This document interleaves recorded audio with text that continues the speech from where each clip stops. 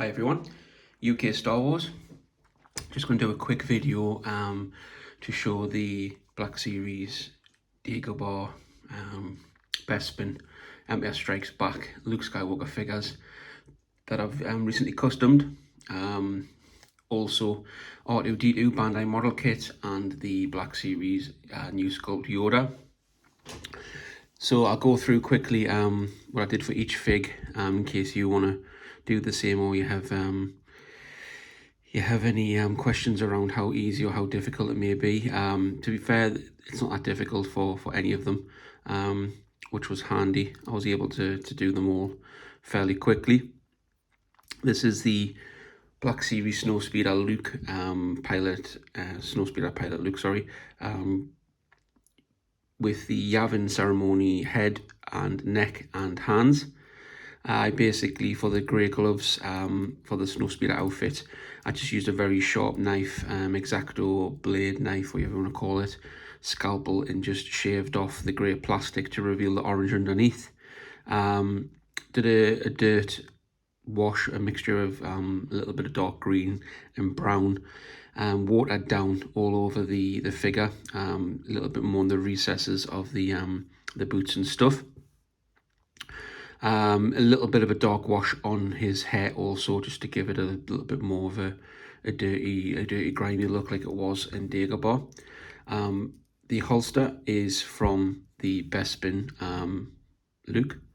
I purchased that Bespin Luke solely so I could have the holster for this fig.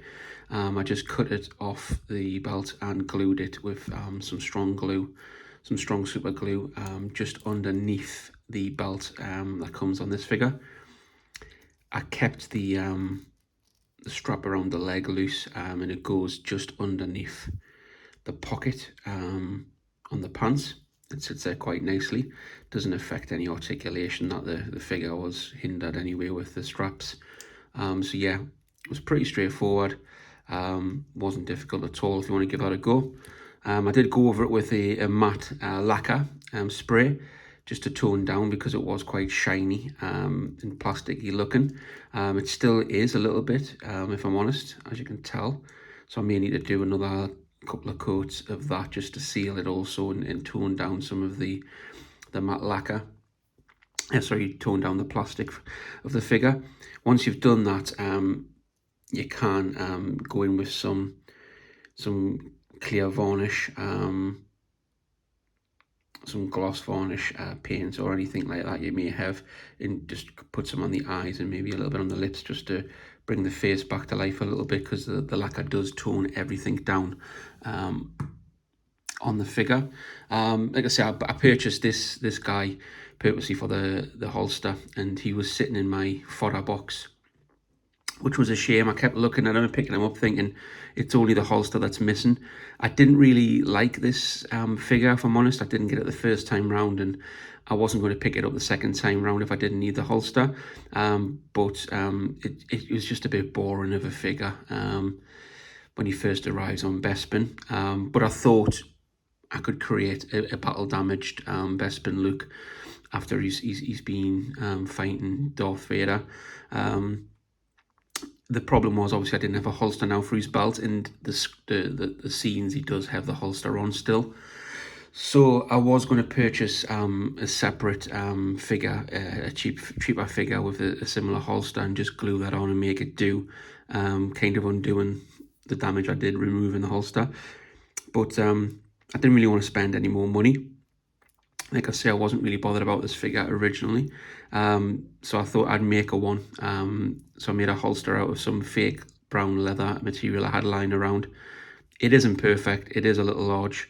It was just the first thing that I did.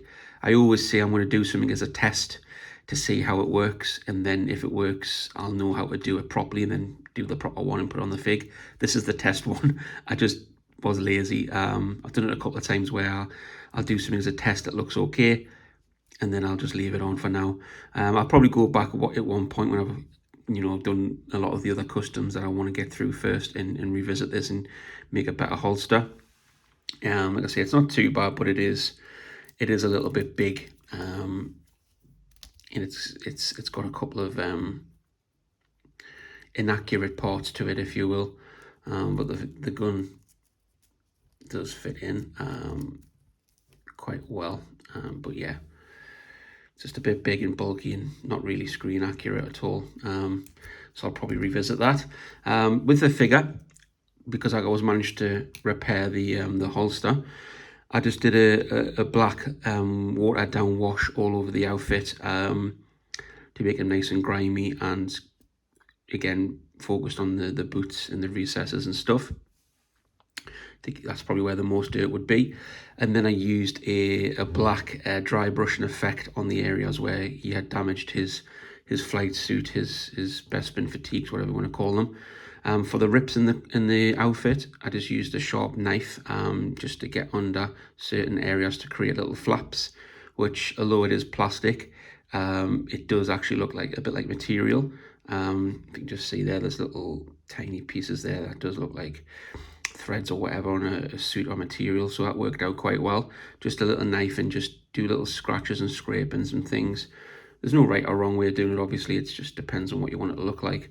But yeah, I thought that was quite good. And when I did those cuts, like I said, I just did some black dry brushing. I used screenshots from the movie as well as the Sideshow Hot Toys Deluxe Luke, which has the Bespin fatigues, is a little bit of reference. Obviously, I gave him his cheek cut. It is quite a deep, nasty wound in the movie, so I just used a sharp knife again to cut away some of the plastic. Painted some dark red paint in there, wiped most of it off, and then applied a little bit of the lighter red.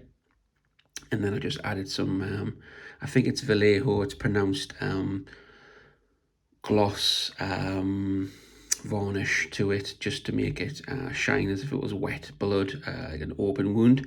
And obviously there's got the little scar above his eye there as well on the hairline, which is correct apparently. I managed to squeeze it in there and it looks okay. The face sculpt on this one isn't the best. Some angles you do see Luke, some you see Arnie. I don't know, it's just, I don't know what it is, it's just not right. I added a bit of a dirt wash to his hair as well, because his hair is quite sweaty and grimy in these scenes, but that's kind of give it a bit of a glossy effect as well, which has worked out because he was quite sweaty in those scenes after fighting Darth Vader, as anybody would be. So yeah, I'm happy with that now. It is, like I say, it's, to me, it wasn't a very exciting figure, but this just gives it a bit of a different look. With me getting the dagobah landing Luke figure sorted, that was my main goal really. I wanted a Yoda to go with him. The archive and the original release of Black Series Yoda was just not what I was looking for, and I do know that Figure Arts are releasing a one soon. I was waiting for that, but it's been delayed. It's taken too long.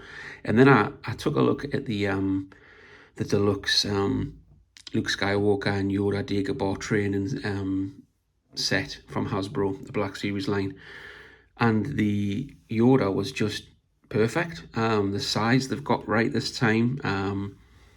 The sculpt was fantastic. They've just hit a home run with this one, so now I don't need to pick up probably the more expensive import figure from Figure Arts. I can just use this. All I did with this guy was add some dirt wash to the bottom of his little robes and stuff. Went in with some different shades of green to highlight some of the details on the sculpt, which again is fantastic. And then on the grey hair area that was painted in, I just put some PVA glue on there and added some white fluff, which give him a little bit of a old Yoda hairdo, which he's rocking quite nicely. It's not perfect, don't get me wrong, but it does from the front give the desired effect. So I did enjoy doing that. When I did it, I wasn't expecting it to work, and when it did, I kind of chuckled to myself because it does look quite funny. And I did the same, obviously, for the closed eyes head sculpt as well. Yeah, just a great figure. I was surprised by it. This figure was obviously part of the the deluxe package as well. It is a good figure. Again, it's a very scene specific look, and it's a little bit boring without the backpack with Yoda on by himself. But I thought it would complete the dagobah diorama that I'm going to be building soon. Just did a dirt wash all over, including the face, because he does have quite a dirty, grimy face in this scene. Good figure, good sculpt. I just dirtied him up a little bit more, because Dagobah is obviously a giant muddy swampland, and he was dirtier in the movie. So yeah, another good figure. This guy is a Bandai model kit R2-D2. I got this as part of a bundle recently. I already have this guy, and I painted him up just to be a normal R2 for prequels right the way through to the original trilogy movies. This one I wanted to be more specific to Dagobah, so he's really dirty. Paint wise, I painted the dome, the metal part of the dome, just using Tamiya silver paint, the normal base silver paint. For some reason, I like using that one whenever you paint anything, a smooth surface basically. It makes it look like stainless steel. I don't know if it's my brushes or how I do it, but if you look at a lot of the scenes from the original trilogy and reference photos, they must have used stainless steel for the dome anyway, minus the connection line there. But yeah, it does look like stainless steel, brushed stainless steel, sorry, that's the word I was looking for. So it does look more accurate. It's a great figure, the Bandai model kit. I've had every 6-inch 1/12 scale R2 there is. The Mayfix one with the C3PO was really good. But the C3PO, sorry, was dreadful. So yeah, this is the best version in my opinion. I then went in with some a light brown water down wash all over the fig, all over the body of the figure. And then I started from the bottom up and did some brown mixed in with dark green, and just went in a bit heavier and just built layers up and layers up and layers up until it was really dirty like this.